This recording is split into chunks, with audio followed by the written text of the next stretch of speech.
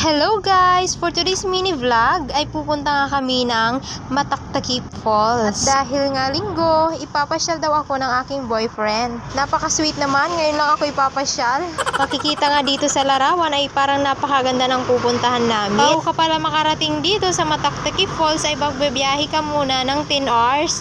10 hours? Napakalayo na nun. Joke lang guys, malapit lang to puntahan lalo na kapag familiar ka na sa lugar na to. So ayun guys, nakarating na nga tayo dito. May nakita nga akong maliit na sapa. Nanong ko nga sa aking kasama kung malapit na kami. Pero ang sabi niya, hindi pa. Ang sinabi niya nga sa akin ay maglalakad daw muna kami ng 10 hours. 10 hours na naman, paulit-ulit na lang. Ang aking kasama ay napakagaling mag-joke. Ayun nga sa excited ko dyan, napapatakbo na lang ako. Tignan nyo naman guys yung view. Napakaganda diba? Finally guys, nakarating na tayo dito sa Mataktakip Falls na sinasabi nila ay napakaganda nga mga auntie ko. Nakaka-relax